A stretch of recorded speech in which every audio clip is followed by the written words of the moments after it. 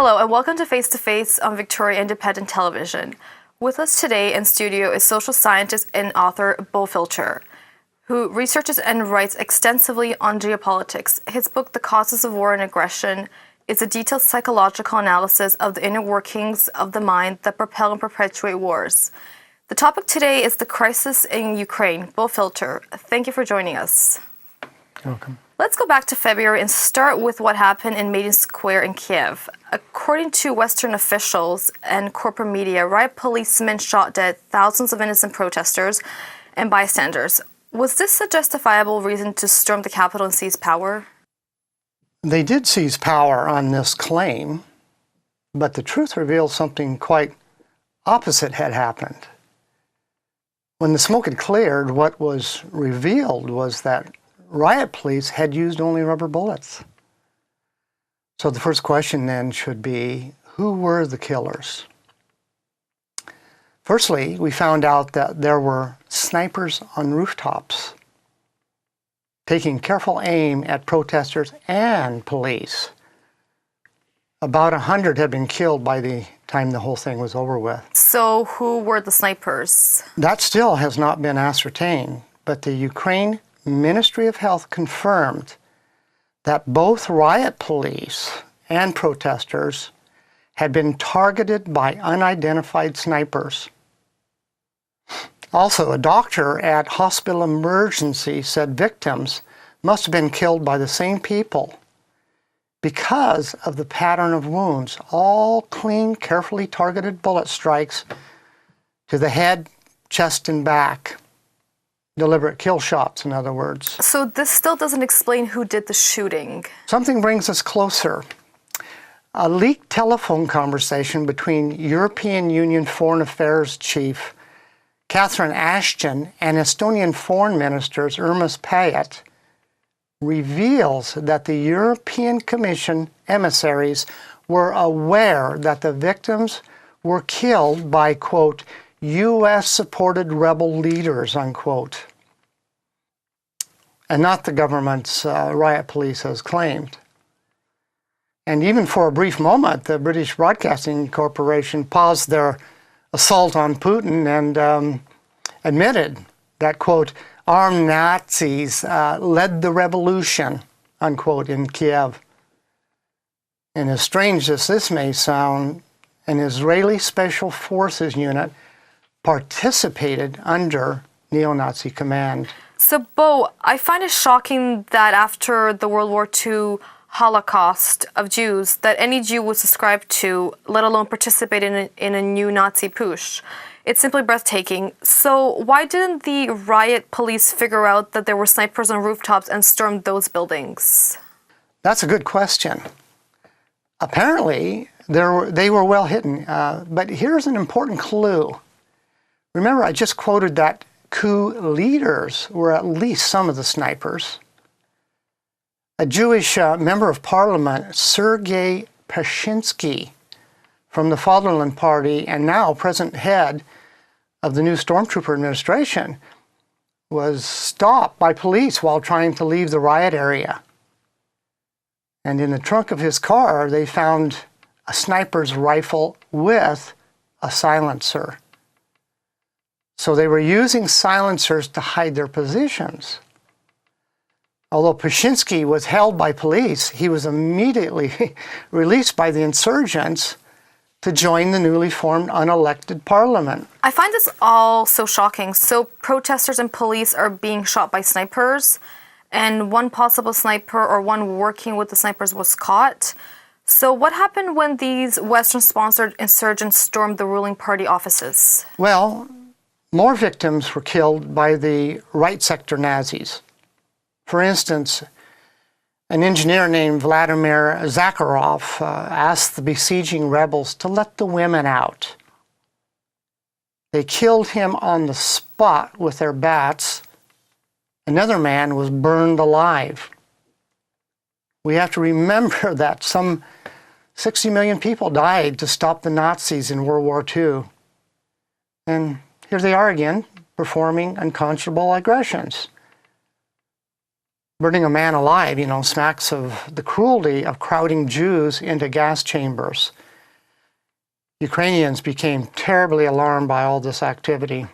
I can see that this can branch off into many directions, but if I may, I would like to stay close on point of the coup itself. So now, once the insurrectionists have seized City Hall, what did they do next? Well, like all war victories, you first put up your flag, along with the flags of Soviet victors. Nazis put up their flag and symbols. They also put up a British flag and a Canadian flag and a Confederate flag. So from what you're saying, I can understand the Nazi flags, but British, Canadian, and Confederate, what on earth is all this about? First, let's start with the British flag.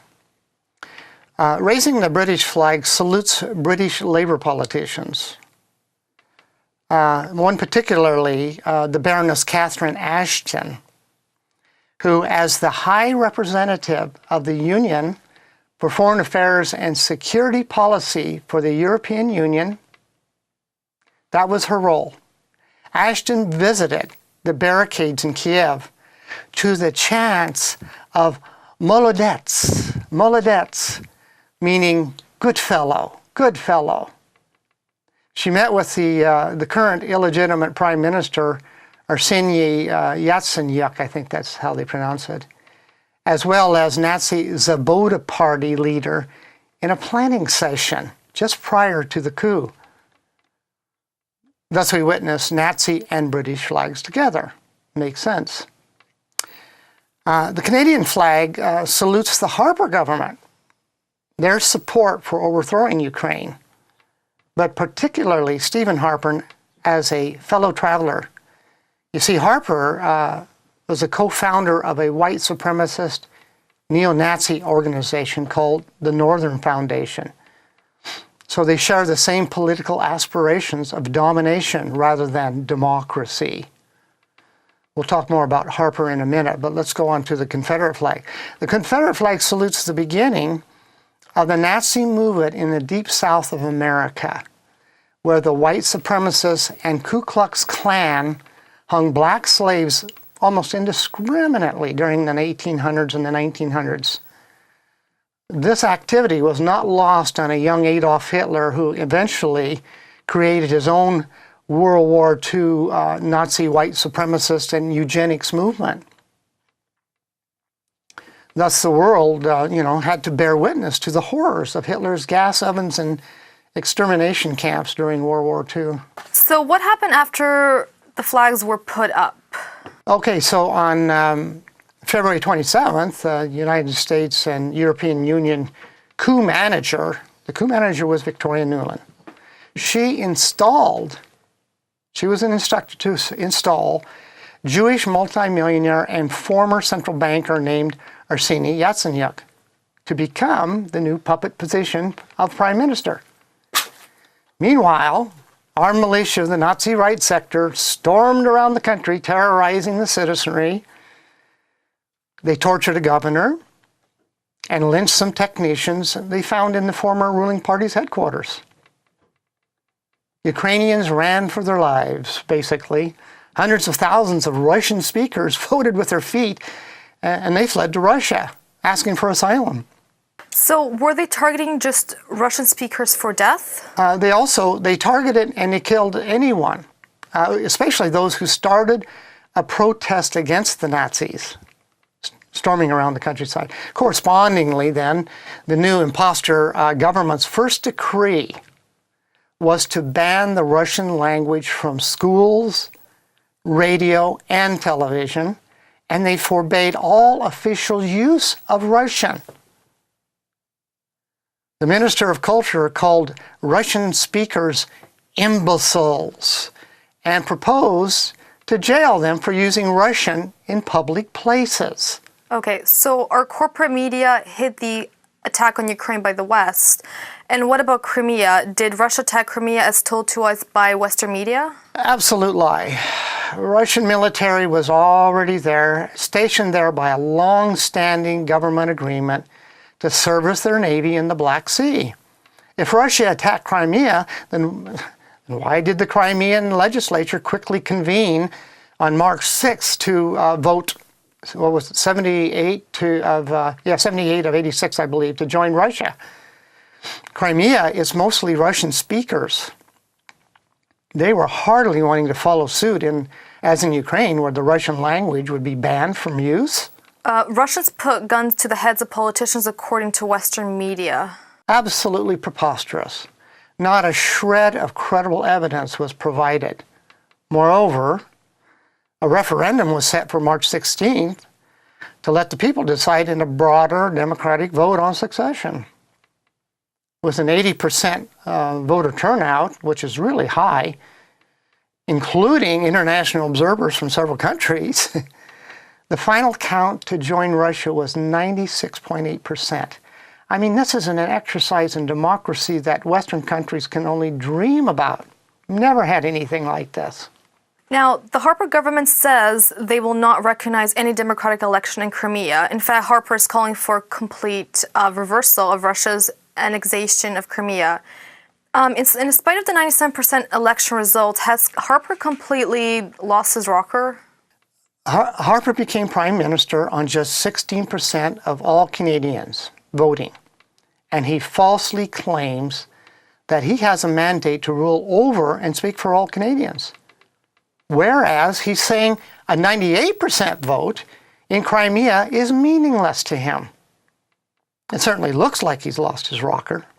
Well, at least the Western insurgents hit a wall in Crimea. What's their new game plan? Well, they went into a huddle. The media propaganda suddenly went silent on the issue entirely. For 2 days, all we heard about was the missing airliner. Some of you might have noticed this big hole in the media. In huddle, they must have sampled public opinion and found out that there's still ignorance in finding that probably too few people had heard of the staggering victory in Crimea. They probably realized that they could come out swinging again with the same lie of guns to the head. And now suddenly we heard how international law forbids succession by any state. I mean, this is another bold, outlandish lie, period. What's going on right now is an outright war of aggression by Western hegemons. And a war of aggression is considered the most heinous crime of all crimes at the United Nations, by definition. The depth of deception is so hard to believe. So now Harper is the first Western leader to visit the Poole prime minister in Ukraine. Is Harper trying to lead this war of aggression for the West? He has stated that Ukrainians should, quote, arm themselves to the teeth, unquote. In an outright threat to Russia, it's clear. He openly states that he wants war and he wants Ukrainian Nazis to move against Russia, just like in World War II. Why is Harper such a Nazi sympathizer? Harper co-founded the Northern Foundation back in 1989. It's a white supremacist group. His group's first mission was to prevent Black African leader Nelson Mandela from being freed from prison. If you remember, Mandela had served 27 years in prison because of based on CIA trumped-up charges. Irrespective of the false charges, Harper wanted to keep him in prison. So how does Harper's racism connect to Ukraine? Well, Harper's little speech in Ukraine ended with, I quote, "Glory to Ukraine," unquote. This slogan was the chant that the Ukrainian Nazis used to oust the democratically elected government of Viktor Yanukovych. Like all Western leaders, he knows full well that the rooftop snipers, by now he knows it, were doing all the killing, and that they were Nazis. His kind of people, really. But they're hiding all this information in the corporate media to keep the public in the dark. And unfortunately for them, this information is all over internet news now, so anyone can search for it if they want. So Harper has saluted Nazi insurrectionists. What else suggests that reigniting World War II is in the making? Well, Harper's enamored with the new government Nazi corroborating Svoboda Party, who has promised the world, and I quote them, a great European reconquest. The Svoboda Party, Nazi Party, has 5 members in the West's new junta. 3 are in major positions, and 1 is now in charge of Ukraine's entire military and intelligence. Therefore, the reconquest of Ukraine by Nazism is at hand. It's almost in the shoe. And if this happens on Russia's doorstep, then reigniting World War II against Russia would come to pass. I see that Harper praised the revolutionaries for providing a new chapter in freedom, democracy, and justice. How can he make these claims knowing the coup was an insurrection against a sovereign state? Well, he's playing to a naive public who blindly accepts corporate media propaganda that the coup was a genuine, democratically funded revolution worthy of everybody's support, the world's support. His record of war crimes, though, and closing down government to hide them is indicative of someone who has utter contempt for those lofty words of freedom and democracy. Modern tyrants always sell themselves as champions of the oppressed masses. That's the only way they can get elected, is if you say you're going to, help everybody rather than the super elite. So Harper lays a bouquet of flowers at the makeshift memorial on the street where dozens lost their lives. Isn't this a bit cynical, knowing that people he supports actually did the killing? Using an analogy, you might know that mafia dons often attend funerals of people they've had a contract put out on. The criminal minds and mafioso-type personalities is the same genre as Nazism, fascism, or any hegemonic enterprise for that matter. They are always looking to put a good face on for the gullible public to see how gentle and sympathetic they are. But it's all a big hoax, and they know it. So yes, you're right. His act of laying flowers is an act of cynicism, really. Now, Harper's statement to the world in Kiev in support of the new U.S.-EU appointed regime, as opposed to the deposed elected regime, he claims to speak, I quote, "in the name of all of Canada." I'm sure many Canadians do not support the U.S.-led coup in Ukraine. Isn't he grandstanding a bit? Well, as I noted, only 16% of, quote, all of Canada voted for Harper. So to claim he has the right to speak for all of Canada is it's egocentric at best. Just by going to Kiev is grandstanding. He wants to appear like he is the spokesperson for the whole Western world, the aggressive world of domination, rather than the equality he claims. Remember, Harper once claimed Canada should have been the first fighting troops into Iraq back in 2003, which had already been shown to be a frame-up of Saddam Hussein. The West claimed, including Harper, that Hussein had weapons of mass destruction, when no evidence suggested it. Harper has never apologized for his lie and his role in supporting that war of aggression, that now the number is up to 1.5 million people killed, Iraqis. So, is Harper proud of his participation in this Iraqi Holocaust? I would say that, as a Nazi sympathizer, Holocausts are of no significance. But also his actions are open to war crime prosecution. By supporting the coup of a democratic government in Ukraine, he's committing more war crimes to be prosecuted. So Harper's demanding a complete reversal of what happened in Crimea, where the vote was almost 97% to join Russia. Does he want to impose a Nazi regime in Crimea like the one in Kiev? Why not? His real goal is to help the U.S. drive Russia out of the Black Sea so an attack on Russia can be made much easier. Harper calls this 97% Democratic vote, quote, the law of the jungle. It's exact opposite. What could speak louder to his contempt for democracy than his own words? Well, perhaps there is a way using money. Harper announced a $220 million grant to the new imposter government in Kiev by supporting the arch enemies of democracy with a fortune of Canadian taxpayers' money.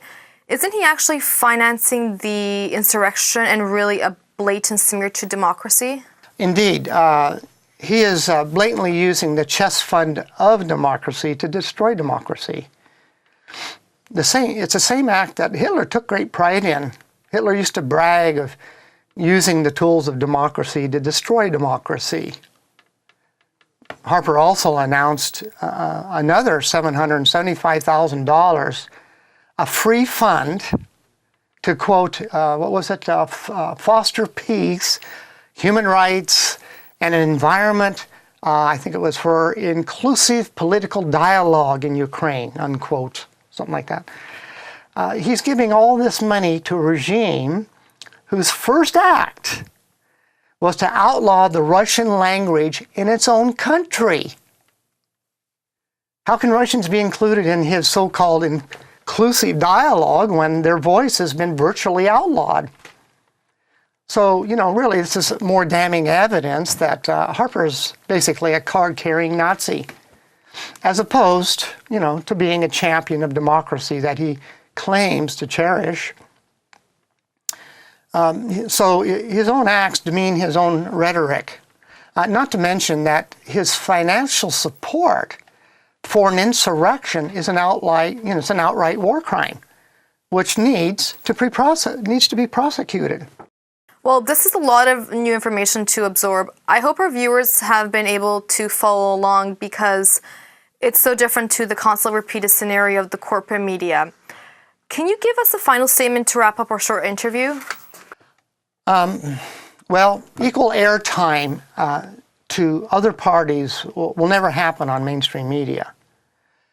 So much of the public will continue to parrot the singular perspective of Evil East versus an angelic West. It's the old black and white scenario. Amazingly, people parrot the corporate media message back to me and claim quite earnestly that this is, quote, their opinion. We all need to ask ourselves, is information we take and repeat from the media really, truly our opinion? We don't like to admit to ourselves that we don't read unbiased scholarly papers. Most people do not synthesize their own unique, vibrant understanding of events. Therefore, how can we share our unique understanding with the world, which is so vital to creating a true democracy? Instead, the great majority of people offer up blind faith to the corporate media, which has from the beginning worked endlessly to manipulate public thoughts to their ends. Notice that, just notice on television and around coffee bars, everyone around you is saying the same thing. Get Putin, get Putin. It's almost like zombies walking the graveyard.